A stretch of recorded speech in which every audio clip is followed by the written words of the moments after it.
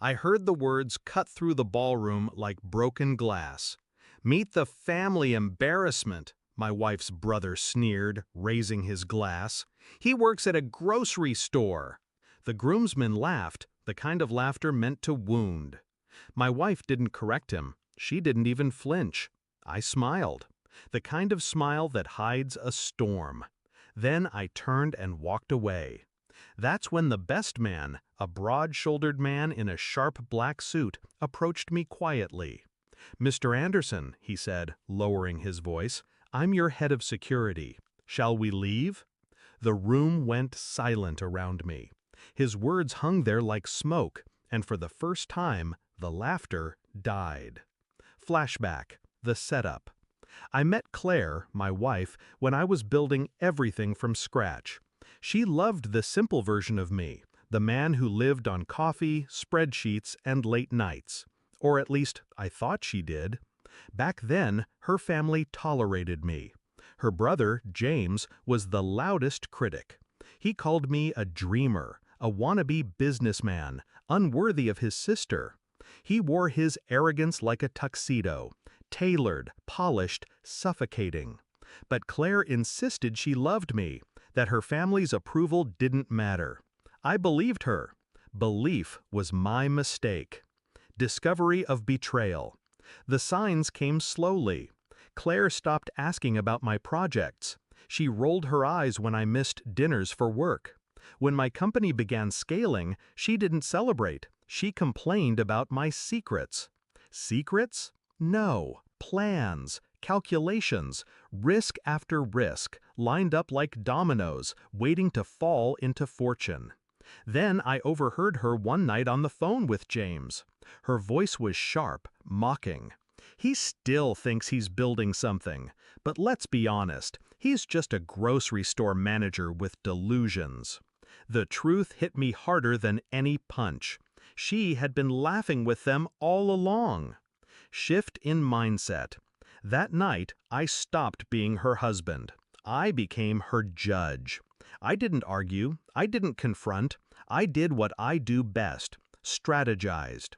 I buried myself deeper in my work, in acquisitions, in partnerships. The world thought I was a ghost, a quiet figure drifting through business circles. But ghosts move silently for a reason. They haunt, then they strike. Claire thought I was fading. James thought I was failing. Both of them stopped looking closely. That was their mistake. Execution of the plan. I diversified. Logistics, retail, tech. Silent stakes in companies James bragged about knowing nothing of. Every insult fueled me. Every smirk financed another deal. The grocery store? It wasn't a lie. I owned one. Then two. Then a chain. They laughed at the word grocery, while I built an empire that fed half the state. I kept my name out of headlines, my holdings quiet.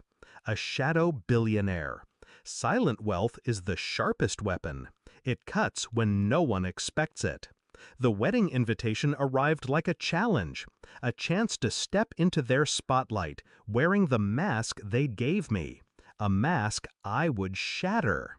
Climax, the wedding. So here I was at James's wedding, listening to him parade me as his family's disgrace. His voice carried, his pride swollen, his friends snickering. I let them laugh. I let them believe the illusion one last time. Then the best man stepped forward, eyes locked on me. "Mr. Anderson, I'm your head of security. Shall we leave?" The room froze. James blinked.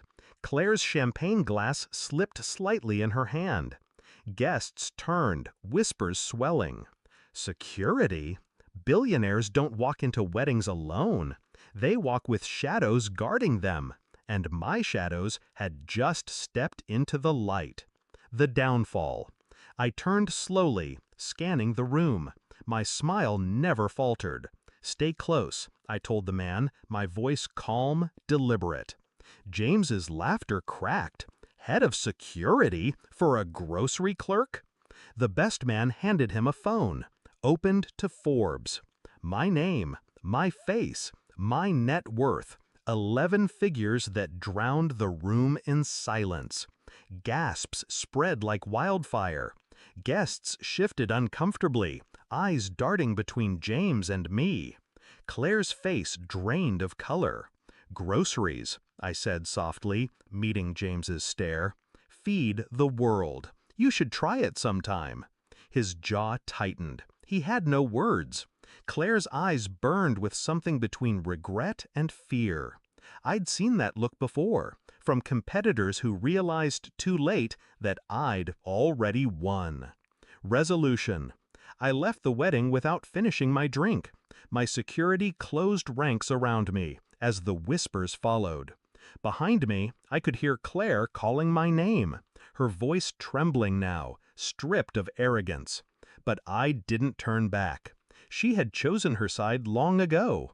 Walking out into the night, I felt no anger, no heartbreak, just clarity. They had called me the family embarrassment. Now I was the family reckoning.